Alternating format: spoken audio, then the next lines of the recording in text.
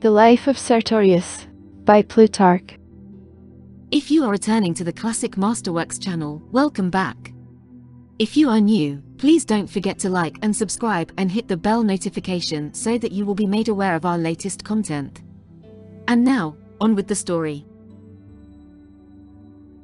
It is perhaps not a matter of surprise, if in the lapse of time, which is unlimited, while fortune is continually changing her course, spontaneity should often result in the same incidents. For, if the number of elemental things is not limited, fortune has in the abundance of material a bountiful supply of sameness of results. And, if things are implicated in a dependence upon definite numbers, it is of necessity that the same things must often happen, being affected by the same means. Now, as some are pleased to collect, by inquiry and hearsay, from among the things which accidentally happen, such as bear some likeness to the works of calculation and forethought, such, for instance, as that there were two celebrated deities, the one a Syrian and the other an Arcadian, and that both were killed by a wild boar, that there were two Actons, one of whom was torn in pieces by his dogs and the other by his lovers, that there were two Scipios, by one of whom the Carthaginians were first conquered, and by the other were cut up root and branch.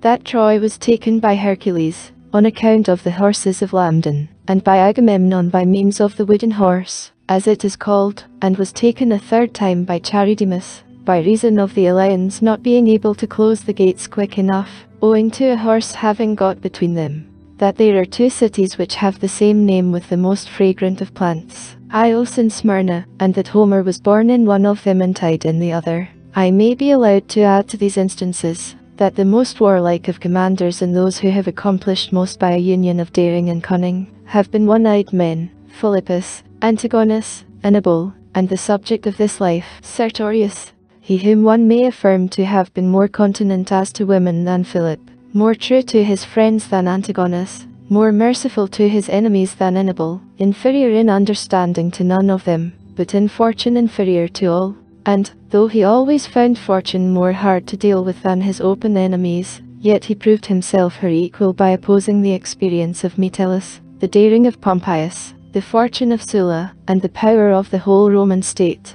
a fugitive and a stranger putting himself at the head of barbarians. Of all the Greeks, Eumenes of Cardia presents the nearest resemblance to him. Both of them were men qualified to command, both were warlike, and yet full of stratagem. Both became exiles from their native land and the commanders of foreign troops, and both had the same violent and unjust fortune in their end, for both of them were the objects of conspiracy, and were cut off by the hands of those with whom they were victorious over their enemies.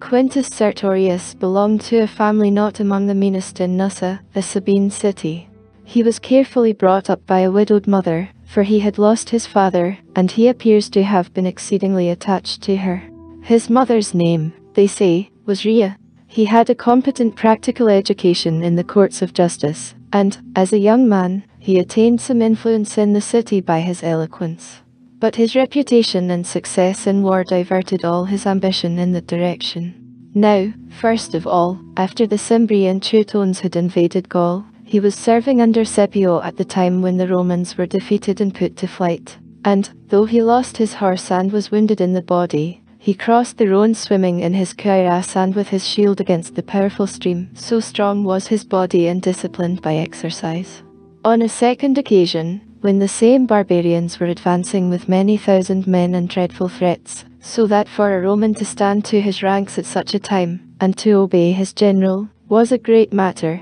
Marius had the command, and Sertorius undertook to be a spy upon the enemy. Putting on a Celtic dress, and making himself master of the most ordinary expressions of the language, for the purpose of conversation when occasion might offer, he mingled with the barbarians, and, either by his own eyes or by inquiry, learning all that was important to know, he returned to Marius. For this he obtained the prize of merit, and in the rest of the campaign, having given many proofs of his judgment and daring, he was honoured and trusted by his general. After the close of the war with the Cimbri and Teutones, he was sent as tribune by Didius the praetor to Iberia, and he wintered in Castlo, a city of the Celtiberi. The soldiers, being in the midst of abundance, lost all discipline, and were generally drunk, which brought them into contempt with the barbarians, who, by night, sent for aid from their neighbours the Gerasoni, and, coming on the soldiers in their lodgings, began to slaughter them.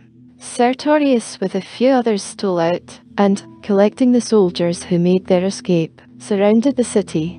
Finding the gates open through which the barbarians had secretly entered, he did not make the same mistake that they did, but he set a watch there, and, hemming in the city on all sides, he massacred every man who was of age to bear arms. When the massacre was over, he ordered all his soldiers to lay down their own armor and dress, and, putting on those of the barbarians, to follow him to the city from which the men came who had fallen on them in the night. The barbarians were deceived by the armor, and he found the gates open, and a number of men expecting to meet friends and fellow citizens, returning from a successful expedition. Accordingly, most of them were killed by the Romans near the gates, and the rest surrendered and were sold as slaves. This made the name of Sertorius known in Iberia, and as soon as he returned to Rome he was appointed quaestor in Gaul upon the Padus at a critical time, for the Marsic War was threatening. Being commissioned to levy troops and procure arms, he applied so much zeal and expedition to the work, compared with the tardiness and indolence of the other young men, that he got the reputation of being a man likely to run an active career. Yet he remitted nothing of the daring of a soldier after he was promoted to the rank of commander, but he exhibited wonderful feats of courage, and exposed himself without any reserve to danger, whereby he lost one of his eyes through a wound. But he always prided himself on this. He used to say that others did not always carry about with them the proofs of their valour, but put them aside, at times, as chains and spears, and crowns, while the proofs of his valour always abided with him, and those who saw what he had lost saw at the same time the evidences of his courage. The people also showed him appropriate marks of respect, for, on his entering the theatre, they received him with clapping of hands and expressions of their good wishes, testimonials which even those who were far advanced in age, and high in rank, could with difficulty obtain. However, when he was a candidate for the tribuneship, Sulla raised a party against him, and he failed, and this was, apparently, the reason why he hated Sulla. But when Marius was overpowered by Sulla and fled from Rome, and Sulla had set out to fight with Mithridates, and the consul Octavius adhered to the party of Sulla, while his colleague Cinna, who aimed at a revolution, revived the drooping faction of Marius, Sertorius attached himself to Cinna, especially as he saw that Octavius was deficient in activity, and he distrusted the friends of Marius. A great battle was fought in the forum between the consuls, in which Octavius got the victory, and Cinna and Sertorius took to flight, having lost nearly 10,000 men. However, they persuaded most of the troops, which were still scattered about Italy, to come over to their side, and they were soon a match for Octavius. When Marius had returned from Libya, and was proposing to join Cinna, himself in a mere private capacity and Cinna as consul, all the rest thought it politic to receive him, but Sertorius was against it, whether it was because he thought that Cinna would pay less respect to him when a general of higher reputation was present, or because he feared the ferocious temper of Marius, and that he would put all in confusion in his passion, which knew no bounds, transgressing the limits of justice in the midst of victory. However this may be, Sertorius observed that there remained little for them to do, as they were now triumphant, but if they received the proposal of Marius, he would appropriate to himself all the glory and all the troops, being a man who could endure no partner in power, and who was devoid of good faith.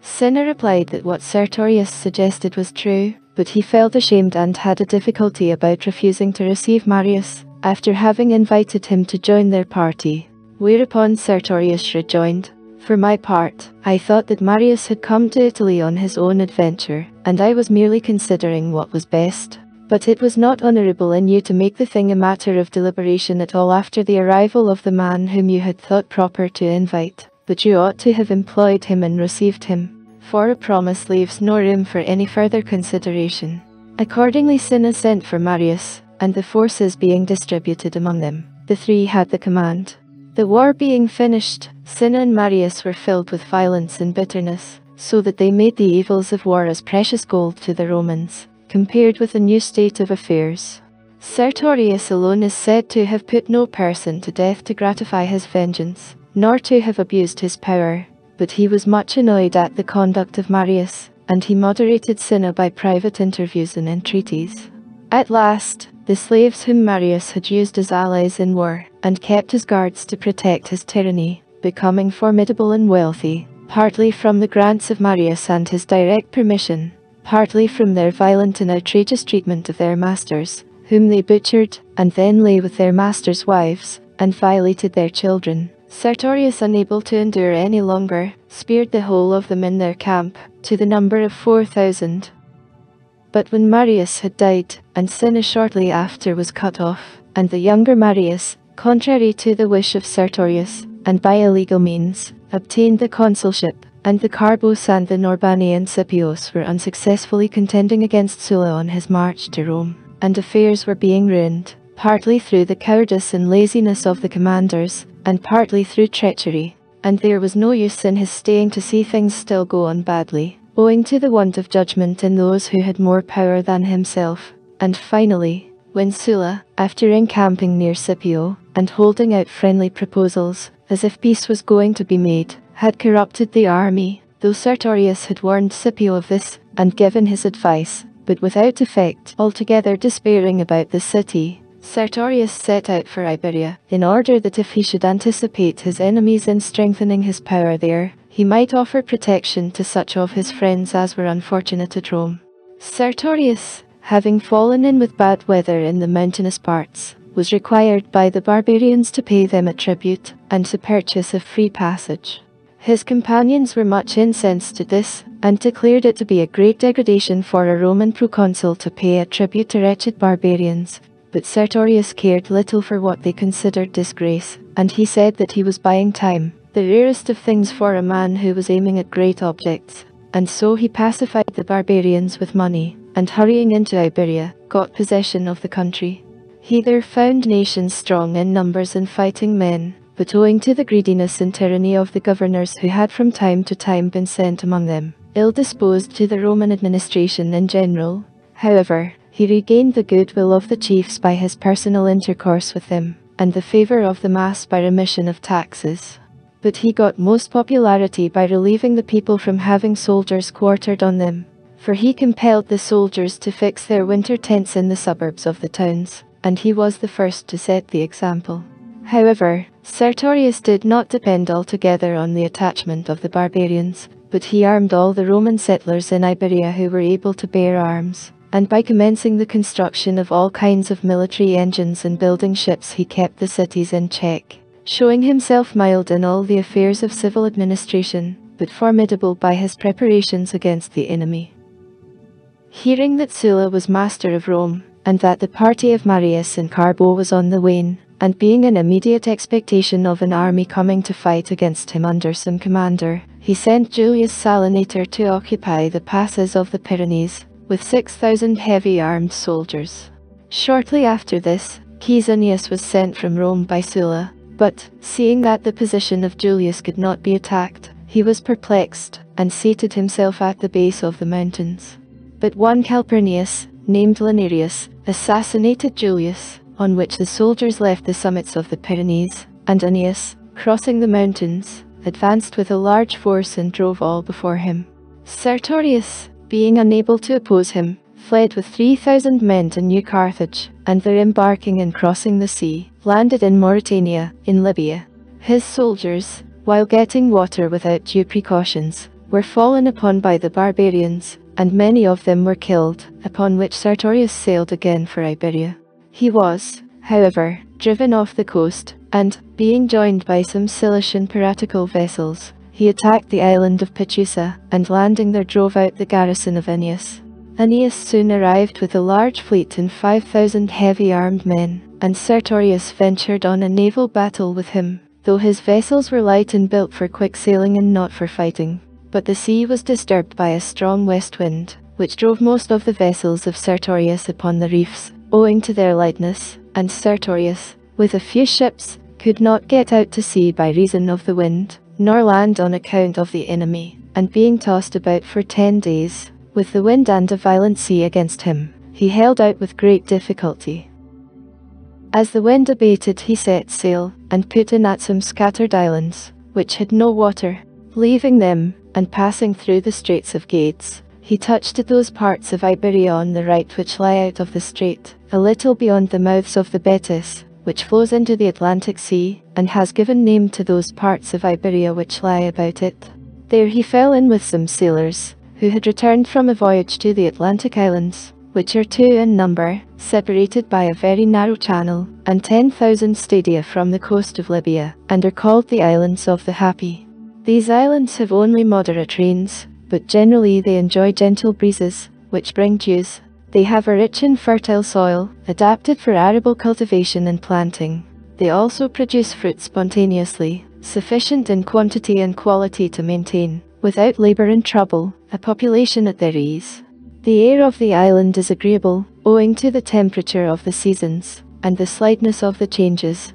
for the winds which blow from our part of the world from the north and east, owing to the great distance, fall upon a boundless space, and are dispersed and fail before they reach these islands. But the winds which blow round them from the ocean, the south and west, bring soft rains at intervals, from the sea, but in general they gently cool the island with moist clear weather, and nourish the plants, so that a firm persuasion has reached the barbarians that here are the Elysian plains and the abode of the happy which Homer has celebrated in song. Sertorius, hearing this description, was seized with a strong desire to dwell in the islands, and to live in quiet, free from tyranny and never-ending wars. The Cilicians, who did not want peace and leisure, but wealth and spoil, observing this inclination, sailed off to Africa, to restore Aeschylus, the son of Itha, to the Moorish kingdom. Sertorius, however, did not despond, but he determined to help those who were fighting against Aeschylus, in order that his companions, by getting some renewal of hope and opportunity for other deeds, might not disperse through their difficulties. The Moors were well pleased at his arrival, and Sertorius setting himself to work defeated Aeschylus, and besieged him. Sulla sent Paxenus to help Aeschylus, but Sertorius engaging him with his forces killed Paxenus, and after his victory brought over the army and took Tiginus, to which Aeschylus and his brother had fled. It is here that the Libyans say Antæus is buried. Sertorius dug into the mound, as he did not believe what the barbarians said, so enormous was the size. But, finding the body there, 60 cubits in length, as they say, he was confounded, and, after making a sacrifice, he piled up the earth, and added to the repute and fame of the monument. The people of Tiginus have a mythus, that, on the death of Antæus his wife Tinge cohabited with Hercules, that Sophax was the issue of their connection, and became king of the country, and named a city after his mother. They further say that Sophax had a son, Diodorus, whom many of the Libyan nations submitted to, as he had a Greek army of Olbiani and Mycenae, who were settled in those parts by Hercules. But this may be considered as so much flattery to Juba, of all kings the most devoted to historical inquiry, for they say that Juba's ancestors were the descendants of Diodorus and Sophax. Sertorius, now completely victorious, did no wrong to those who were his suppliants entrusted to him, but he restored to them both property and cities and the administration, receiving only what was fair and just for them to offer. While Sertorius was considering where he should betake himself to, the Lusitani sent ambassadors to invite him to be their leader, for they were much in want of a commander of great reputation and experience, to oppose the formidable power of the Romans. And Sertorius was the only man whom they would trust, as they knew his character from those who had been about him. Now it is said that Sertorius was a man who never yielded either to pleasure or to fear, and while he was naturally unmoved by danger, he could bear prosperity with moderation. In the open field he was equal to any general of his time in enterprise, and as to all military matters that required stealth maneuvers, the taking advantage of strong positions and rapid movements, and also craft and deception, he was in the moment of need most cunning in device. In rewarding courage he was bountiful, and in punishing for offences he was merciful. And yet, in the last part of his life, his cruel and vindictive treatment of the hostages may be alleged as a proof that his temper was not naturally humane, but that he put on the appearance of mildness through calculation and as a matter of necessity. But it is my opinion that no fortune can ever change to the opposite character of virtue which is genuine and founded on principle. Still it is not impossible that good intentions and good natural dispositions, when impaired by great misfortunes contrary to desert, may together with the demon change their habit. And this I think was the case with Sertorius when fortune began to fail him. For as his circumstances became unfavorable, he became harsh to those who had done him wrong. However, he then set sail from Libya, at the invitation of the Lusitanians, and got them into fighting condition, being immediately made commander with full powers, and he subjected the neighbouring parts of Iberia, most of which, indeed, voluntarily joined him, chiefly by reason of his mild treatment and his activity. But in some cases he availed himself of cunning to beguile and win over the people, the chief of which was in the affair of the deer, which was after this fashion.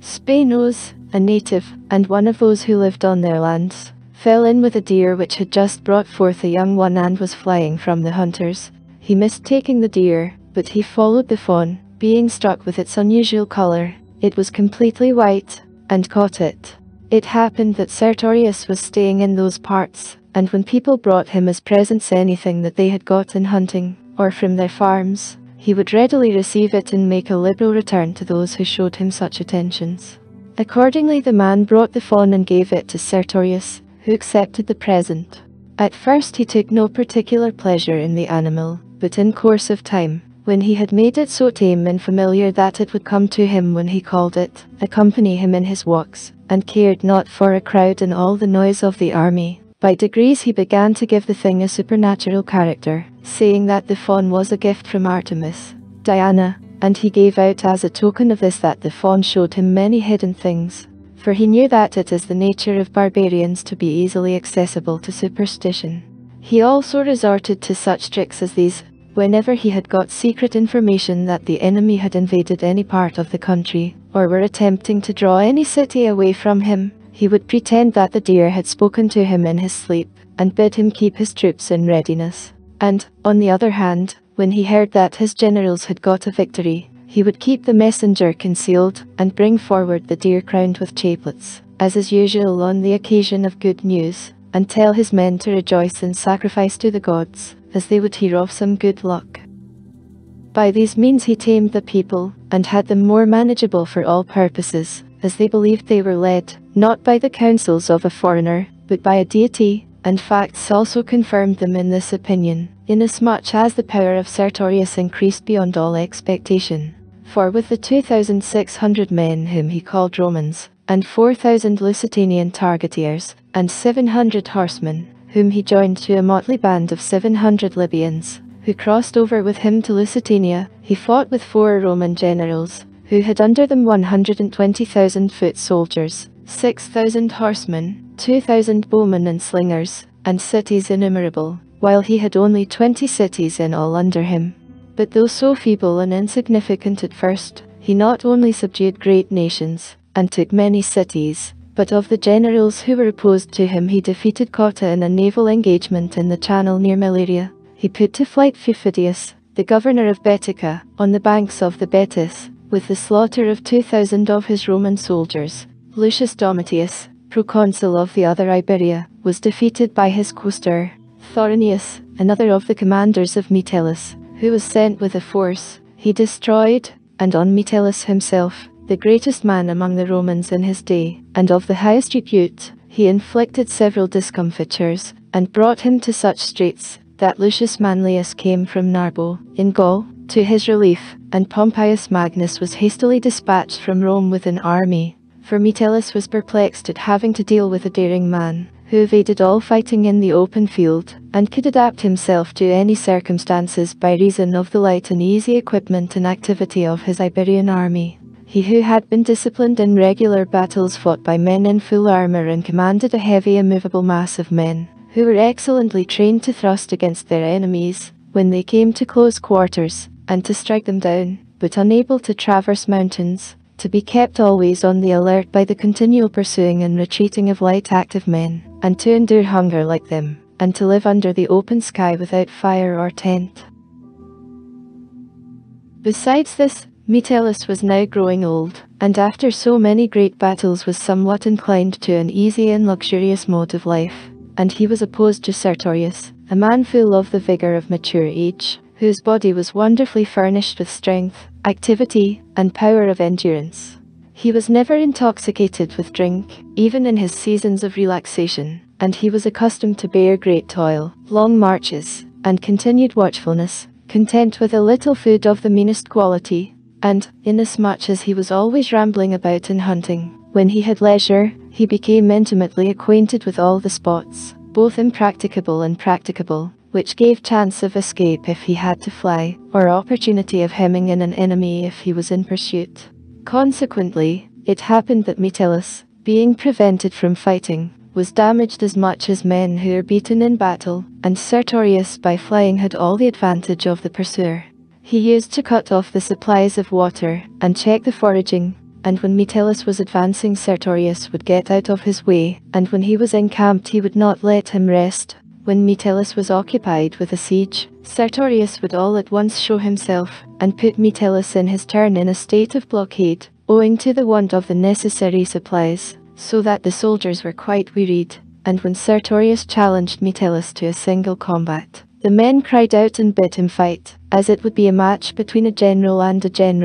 a Roman and a Roman, and when Metellus declined, they jeered him. But he laughed at them, and he did right, for a general, as Theophrastus said, should die the death of a general, not that of a common targeteer. Metellus, perceiving that the Langobrot assisted Sertorius in no small degree, and that their town could easily be taken, as it was ill supplied with water, for they had only one well in the city, and anyone who blockaded the place would be master of the streams in the suburbs and near the walls, he advanced against the city, expecting to finish the siege in 2 days, as there was no water, and accordingly his soldiers received orders to take provisions with him for 5 days only. But Sertorius, quickly coming to their aid, gave orders to fill 2,000 skins with water, and he offered for each skin a considerable sum of money. Many Iberians and Moors volunteered for the service, and, selecting the men who were strong and light-footed, he sent them through the mountain parts, with orders, when they had delivered the skins to the people in the city, to bring out of the town all the useless people, that the water might last the longer for those who defended the place. When the news reached Metellus he was much annoyed, for his soldiers had already consumed their provisions, but he sent Aquinius, at the head of 6,000 men, to forage. Sertorius got notice of this, and laid an ambush on the road of 3,000 men who, starting up out of a bushy ravine, fell on Aquinius as he was returning. Sertorius attacked in front and put the Romans to flight, killing some and taking others prisoners. Aquinius returned with the loss of both his armor and horse, and Metellus made a disgraceful retreat amidst the jeers of the Iberians. By such acts as these Sertorius gained the admiration and love of the barbarians, and, by introducing among them the Roman armor, and discipline, and signals, he took away the frantic and brutal part of their courage, and transformed them from a huge band of robbers into an efficient regular army. Besides, he employed gold and silver unsparingly for the decoration of their helmets, and he ornamented their shields, and accustomed them to the use of flowered cloaks and tunics, and, by supplying them with money for such purposes, and entering into a kind of honorable rivalry with them, he made himself popular. But they were most gained by what he did for their children. The youths of noblest birth he collected from the several nations at Osca, a large city, and set over them teachers of Greek and Roman learning, and thus he really had them as hostages under the show of educating them, as if he intended to give them a share in the government and the administration when they attained to man's estate. The fathers were wonderfully pleased at seeing their children dressed in robes with purple borders, and going so orderly to the schools of Sertorius, who paid for their education, and often had examinations into their proficiency, and gave rewards to the deserving, and presented them with golden ornaments for the neck, which the Romans call bulli. It was an Iberian usage for those whose station was about the commander to die with him when he fell in battle, which the barbarians in those parts express by a term equivalent to the Greek devotion. Now only a few shield-bearers and companions followed the rest of the commanders, but many thousands followed Sertorius, and were devoted to die with him. It is said that, when the army of Sertorius was routed near a certain city and the enemy was pressing on them, the Iberians, careless about themselves, saved Sertorius, and, raising him on their shoulders, every one vying with the rest helped him to the walls, and when their general was secure they then betook themselves to flight, each as well as he could. Sertorius was not beloved by the Iberians only, but also by the soldiers of Italy, who served with him. When Perpenna, who belonged to the same party as Sertorius, had arrived in Iberia with much money and a large force, and had determined to carry on war against Metellus on his own account, his soldiers were dissatisfied, and there was much talk in the camp about Sertorius, to the great annoyance of Perpenna, who was proud of his noble family and his wealth. However, when the soldiers heard that Pompeius was crossing the Pyrenees, taking their arms and pulling up the standards, they assailed Perpenna with loud cries, and bade him lead them to Sertorius. If he did not, they threatened to leave him, and go of themselves to a man who was able to take care of himself and others too. Perpenna yielded, and led them to join the troops of Sertorius, to the number of 53 cohorts. All the nations within the Iber River were now joining Sertorius at once, and he was powerful in numbers, for they were continually flocking and crowding to him from all quarters. But he was troubled by the loose discipline and self-confidence of the barbarians, who called on him to attack the enemy, and were impatient of delay, and he attempted to pacify them with reasons. Seeing, however, that they were discontented, and were unwisely pressing him with their demands, he let them have their way, and winked at their engaging with the enemy, in so far as not to be completely crushed, but to get some hard knocks, which he hoped would render them more tractable for the future. Things turning out as he expected, Sertorius came to their aid when they were flying, and brought them back safe to the camp. However, as he wished also to cheer their spirits, a few days after this adventure he had all the army assembled, and introduced before them 2 horses, one very weak and rather old, the other of a large size and strong,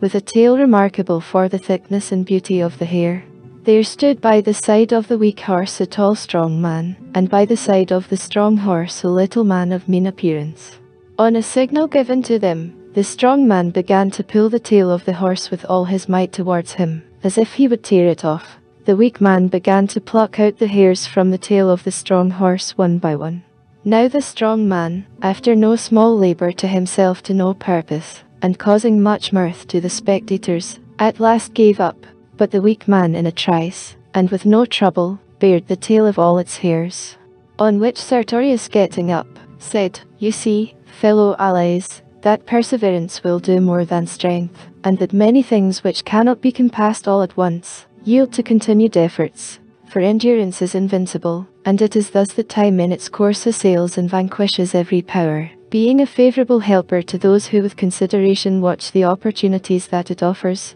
but the greatest of enemies to those who hurry out of season. By contriving from time to time such means as these for pacifying the barbarians, he managed his opportunities as he chose." His adventure with the people called Caricatani was not less admired than any of his military exploits. The Caricatani are a people who live beyond the river Tigonius. They do not dwell in cities or villages, but there is a large lofty hill, which contains caves and hollows in the rocks, looking to the north. The whole of the country at the foot of the hill consists of a clayey mud and of light earth, easily broken in pieces, which is not strong enough to bear a man's tread, and if it is only slightly touched will spread all about, like unslaked lime or ashes. Whenever the barbarians through fear of war hid themselves in their caves, and, collecting all their plunder they kept quiet, they could not be taken by any force. And now, seeing that Sertorius had retired before Metellus, and had encamped near the hill, they despised him as being beaten, on which Sertorius, whether in passion or not wishing to appear to be flying from the enemy, at daybreak rode up to the place and examined it. But he found the mountain unassailable on all sides,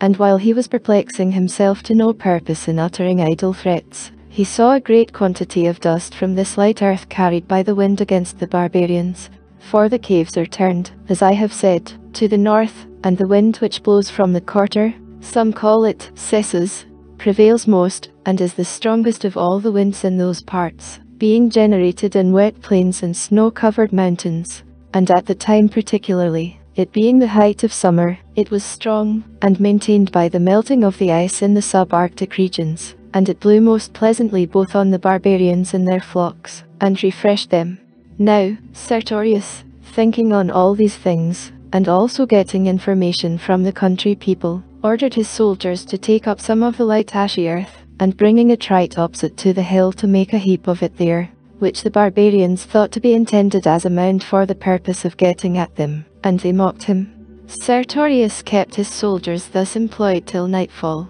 when he led them away. At daybreak a gentle breeze at first began to blow, which stirred up the lightest part of the earth that had been heaped together, and scattered it about like chaff. But when the cesses began to blow strong, as the sun got higher, and the hills were all covered with dust, the soldiers got on the heap of earth and stirred it up to the bottom, and broke the clods. And some also rode their horses up and down through the earth, kicking up the light particles and raising them so as to be caught by the wind, which receiving all the earth that was broken and stirred up, drove it against the dwellings of the barbarians, whose doors were open to the cesses. The barbarians, having only the single opening to breathe through, upon which the wind fell, had their vision quickly obscured, and they were speedily overpowered by a suffocating difficulty of breathing, by reason of respiring a thick atmosphere filled with dust. Accordingly, after holding out with difficulty for 2 days, they surrendered on the 3rd, and thus added not so much to the power as to the reputation of Sertorius, who had taken by stratagem a place that was impregnable to arms. Now, as long as Sertorius had to oppose Metellus, he was generally considered to owe his success to the old age and natural tardiness of Metellus, who was no match for a daring man, at the head of a force more like a band of robbers than a regular army. But when Pompeius had crossed the Pyrenees, and Sertorius had met him in the field, and he and Pompeius had mutually offered one another every opportunity for a display of generalship, and Sertorius had the advantage in stratagem and caution, his fame was noised abroad as far as Rome, and he was considered the most able general of his age in the conduct of a war, for the reputation of Pompeius was no small one. But at the time particularly he was enjoying the highest repute by reason of his distinguished exploits in the cause of Sulla, for which Sulla gave him the name of Magnus, which means great, and Pompeius obtained triumphal honours before he had a beard. All this made many of the cities which were subject to Sertorius turn their eyes towards Pompeius, and feel inclined to pass over to him.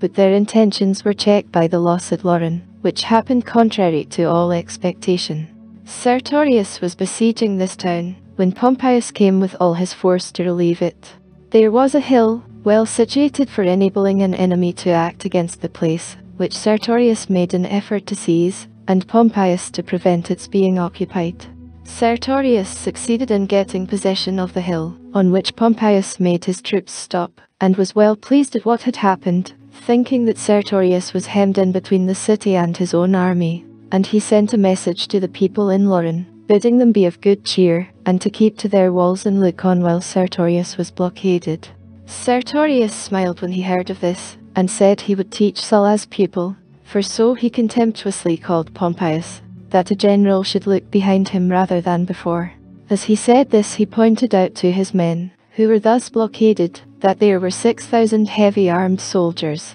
whom he had left in the encampment, which he had quitted before he seized the hill, in order that if Pompeius should turn against them, the soldiers in camp might attack him in the rear. And Pompeius too saw this when it was too late, and he did not venture to attack Sertorius for fear of being surrounded, and though he could not for shame leave the citizens in their danger, he was obliged to sit there and see them ruined before his eyes, for the barbarians in despair surrendered. Sertorius spared their lives, and let them all go. But he burnt the city, not for revenge or because he was cruel, for of all commanders Sertorius appears to have least given way to passion, but he did it to shame and humble the admirers of Pompeius, and that the barbarians might say that Pompeius did not help his allies, though he was close at hand, and all but warmed with the flames of their city. However, Sertorius was now sustaining several defeats, though he always saved himself and those with him from defeat. But his losses were occasioned by the other generals. Yet he gained more credit from the means by which he repaired his defeats than the generals on the other side who won the victories, an instance of which occurred in the battle against Pompeius, on the Sucro, and another in the battle near Tutta, against Pompeius and Metellus together. Now the battle on the Sucro is said to have been brought about by the eagerness of Pompeius, who wished Metellus to have no share in the victory. Sertorius, on his part, also wished to engage Pompeius before Metellus arrived, and, drawing out his forces when the evening was coming on, he commenced the battle, thinking that, as the enemy were strangers and unacquainted with the ground, the darkness would be a disadvantage to them, whether they were the pursued or the pursuers. When the battle began, it happened that Sertorius was not engaged with Pompeius, but with Eumenes at first, who commanded the left wing of the enemy, while Sertorius commanded his own right.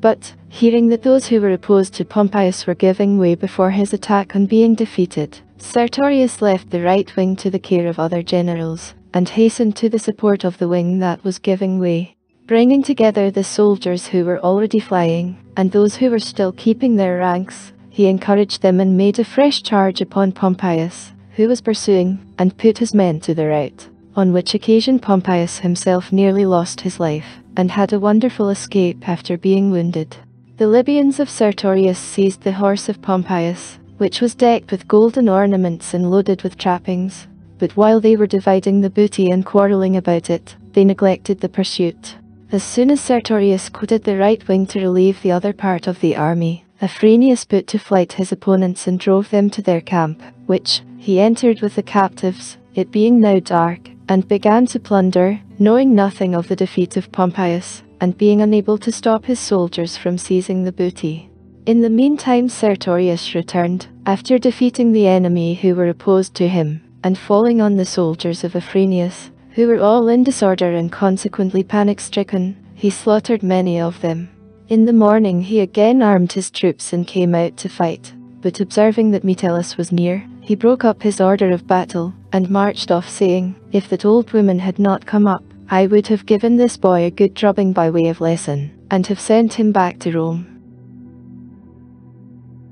About this time Sertorius was much dispirited, because that deer of his could nowhere be found, for he was thus deprived of a great means of cheering the barbarians, who then particularly required consolation. It happened that some men, who were rambling about at night for other purposes, fell in with the deer and caught it, for they knew it by the colour. Sertorius, hearing of this, promised to give them a large sum of money if they would mention it to nobody, and, concealing the deer for several days, he came forward with a joyful countenance to the tribunal, and told the barbarian chiefs that the deity prognosticated to him in his sleep some great good fortune. He then ascended the tribunal, and transacted business with those who applied to him. The deer being let loose by those who had charge of it close by, and, seeing Sertorius, bounded joyfully up to the tribunal, and, standing by him, placed its head on his knees, and touched his right hand with its mouth, having been accustomed to do this before.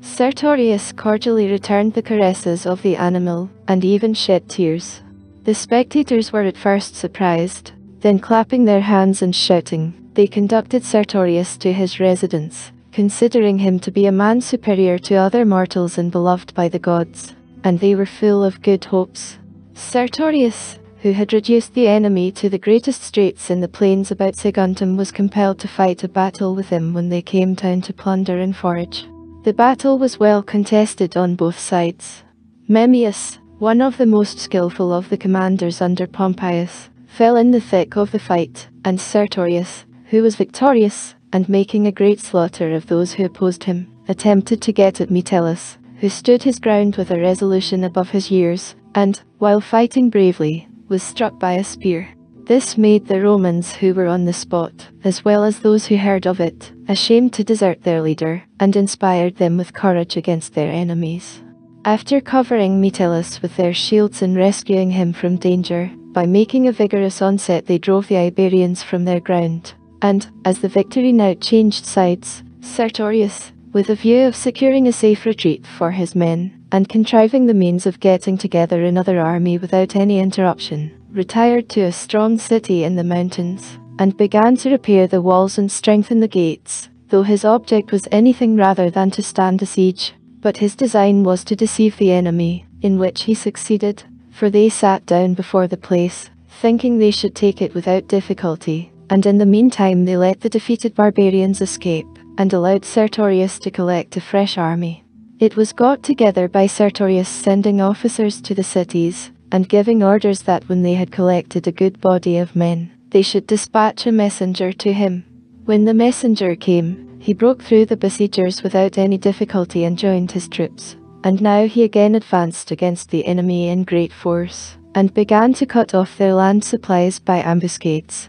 and hemming them in, and showing himself at every point, inasmuch as his attacks were made with great expedition. And he cut off all their maritime supplies by occupying the coast with his piratical vessels, so that the generals opposed to him were obliged to separate, one to march off into Gaul, and Pompeius to winter among the Vaccii in great distress for want of supplies, and to write to the Senate, that he would lead his army out of Iberia, if they did not send him money, for he had spent all his own in defense of Italy. There was great talk in Rome that Sertorius would come to Italy before Pompeius. To such difficulties did Sertorius, by his military abilities, reduce the first and ablest of the generals of that age.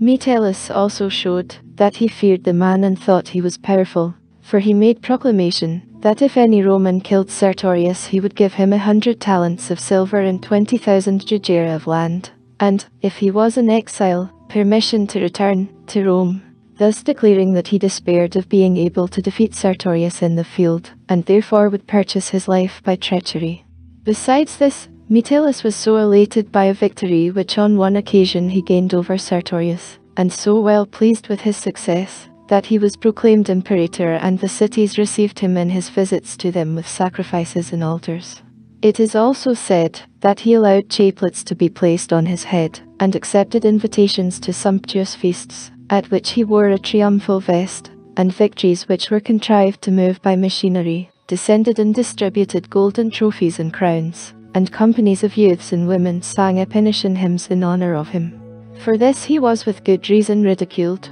for that after calling Sertorius a runaway slave of Sulla, and a remnant of the routed party of Carbo, he was so puffed up and transported with delight because he had gained an advantage over Sertorius, who had been compelled to retire. But it was a proof of the magnanimous character of Sertorius, first, that he gave the name of Senate to the senators who fled from Rome and joined him, and that he appointed quaestors and generals from among them, and arranged everything of this kind according to Roman usage. And next, that though he availed himself of the arms, the money and the cities of the Iberians, he never yielded to them one asterisk tittle of the Roman supremacy, but he appointed Romans to be their generals and commanders, considering that he was recovering freedom for the Romans, and was not strengthening the Iberians against the Romans. For Sertorius loved his country and had a great desire to return home. Notwithstanding this, in his reverses he behaved like a brave man, and never humbled himself before his enemies,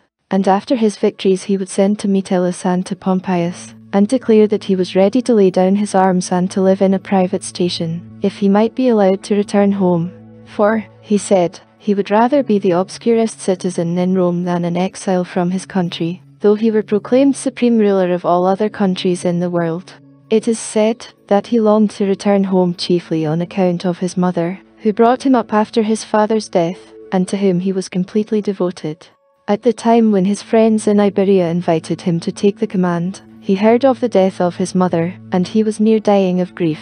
He lay in his tent for 7 days without giving the watchword, or being seen by any of his friends, and it was with difficulty that his fellow generals and those of like rank with himself, who had assembled about his tent, prevailed on him to come out to the soldiers, and take a share in the administration of affairs, which were going on well. This made many people think that Sertorius was naturally a man of mild temper, and well disposed to a quiet life, but that, owing to uncontrollable causes, and contrary to his wishes, he entered on the career of a commander, and then, when he could not ensure his safety, and was driven to arms by his enemies, he had recourse to war as the only means by which he could protect his life.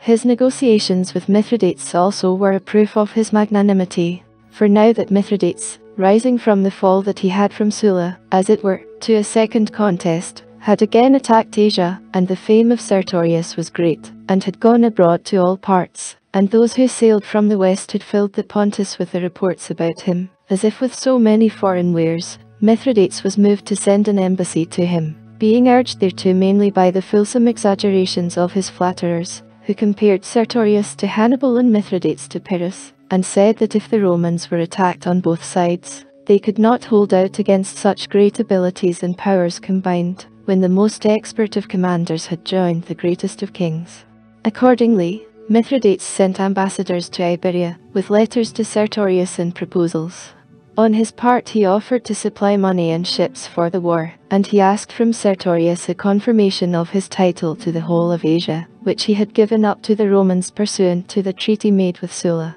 Sertorius assembled a council, which he called the Senate, and all the members advised to accept the king's proposal, and to be well content with it. They said the king only asked of them a name and an empty answer touching things that were not in their power, in return for which they were to receive what they happened to stand most in need of. But Sertorius would not listen to this. He said he did not grudge Mithridates having Bithynia and Cappadocia. These were nations that were accustomed to a king, and the Romans had nothing to do with them. But the province which belonged to the Romans by the justest of titles, which Mithridates took from them and kept, from which, after a contest, he was driven out by Fimbria, and which he gave up by treaty with Sulla, that province he would never allow to fall again into the power of Mithridates. For it was fit that the Roman state should be extended by his success, not that his success should be owing to her humiliation. To a generous mind, victory by honest means was a thing to desire, but life itself was not worth having with dishonor. When this was reported to Mithridates, he was amazed, and it is said that he remarked to his friends, "What terms, then, will Sertorius impose when he is seated on the Palatium, if now, when he is driven to the shores of the Atlantic, he fixes limits to our kingdom, and threatens us with war if we make any attempt upon Asia?" However, a treaty was made, and ratified by oath, on the following terms. Mithridates was to have Cappadocia and Bithynia, and Sertorius was to send him a general and soldiers, and Sertorius was to receive from Mithridates 3,000 talents, and 40 ships. Sertorius sent as general to Asia Marcus Marius, one of the senators who had fled to him, and Mithridates, after assisting him to take some of the Asiatic cities, followed Marius as he entered them with the fasces and axes, voluntarily taking the second place and the character of an inferior. Marius restored some of the cities to liberty, and he wrote to others to announce to them their freedom from taxation through the power of Sertorius, so that Asia, which was much troubled by the Publicani, and oppressed by the rapacity and insolence of the soldiers quartered there, was again raised on the wings of hope, and longed for the expected change of masters. In Iberia, the senators and nobles about Sertorius, as soon as they were put into a condition to hope that they were a match for the opposite party, and their fears were over, began to feel envious, and had a foolish jealousy of the power of Sertorius. Perpenna encouraged this feeling, being urged by the empty pride of high birth to aspire to the supreme command, and he secretly held treasonable language to those who were favourable to his designs. "What evil demon," he would say, "has got hold of us, and carried us from bad to worse, us who did not brook to stay at home and do the bidding of Sulla, though in a manner he was lord of all the earth and sea at once, but coming here with ill luck, in order to live free, have voluntarily become slaves by making ourselves the guards of Sertorius in his exile, and while we are called a senate, a name jeered at by all who hear it, we submit to insults, and orders, and sufferings as great as the Iberians and Lusitanians endure." Their minds filled with such suggestions as these, the majority did not, indeed, openly desert Sertorius, for they feared his power, but they secretly damaged all his measures, and they oppressed the barbarians by severe treatment and exactions, on the pretext that it was by the order of Sertorius. This caused revolts and disturbances in the cities, and those who were sent to settle and pacify these outbreaks returned after causing more wars, and increasing the existing insubordination, so that Sertorius, contrary to his former moderation and mildness, did a grievous wrong to the sons of the Iberians, who were educating at Osca, by putting some to death, and selling others as slaves. Now Perpenna, having got several to join him in his conspiracy, gained over Manlius, one of those who were in command. This Manlius was much attached to a beautiful boy, and to give the youth a proof of his attachment he told him of the design, and urged him not to care for his other lovers, but to give his affections to him alone, as he would be a great man in a few days. The youth reported what Manlius said to Phidias, another of his lovers, to whom he was more attached. On hearing this, Phidias was startled, for he was engaged in the conspiracy against Sertorius, but he did not know that Manlius was a party to it. But when the youth named Perpenna and Graecinus, and some others whom Phidias knew to be in the conspiracy, he was confounded, yet he made light of the story to the youth, and told him to despise Manlius for a lying braggart. But he went to Perpenna, and, showing him the critical state of affairs, and the danger, urged him to the deed. The conspirators followed his advice, and having engaged a man to bring letters, they introduced him to Sertorius. The letters gave information of a victory gained by one of the generals, and a great slaughter of the enemy. Upon this Sertorius was overjoyed, and offered a sacrifice for the happy tidings, and Perpenna proposed to feast him and his friends, and they were of the number of the conspirators, and after much entreaty he prevailed on Sertorius to come. Now whenever Sertorius was present, an entertainment was conducted with great propriety and decorum, for he would not tolerate any indecent act or expression, but accustomed his companions to enjoy mirth and merriment with orderly behavior, and without any excess. But, on this occasion, in the midst of the feast, seeking to begin a quarrel, they openly used obscene language, and, pretending to be drunk, behaved indecently, for the purpose of irritating Sertorius. Whether it was that he was vexed at this disorderly conduct, or had now suspected their design by the flagging of the conversation and their unusual contemptuous manner towards him, he changed his posture on the couch by throwing himself on his back, as if he was paying no attention to them, and not listening. On Perpenna taking a cup of wine, and in the middle of the draught throwing it from him and so making a noise, which was the signal agreed on, Antonius, who lay next to Sertorius, struck him with his sword. On receiving the blow, Sertorius turned himself, and at the same time attempted to rise, but Antonius, throwing himself upon his chest, held his hands, and he was dispatched by blows from many of the conspirators, without even making any resistance. Now most of the Iberians immediately sent ambassadors to Pompeius and Metellus, to make their submission. Those who remained Perpenna took under his command, and attempted to do something. After employing the means that Sertorius had got together, just so far as to disgrace himself, and show that he was not suited either to command or to obey, he engaged with Pompeius. Being quickly crushed by him and taken prisoner, he did not behave himself even in this extremity as a commander should do, but having got possession of the papers of Sertorius, he offered to Pompeius to show him autograph letters from consular men and persons of the highest influence at Rome, in which Sertorius was invited to Italy, and was assured that there were many who were desirous to change the present settlement of affairs, and to alter the constitution. Now Pompeius, by behaving on this occasion, not like a young man, but one whose understanding was well formed and disciplined, relieved Rome from great dangers and revolutions.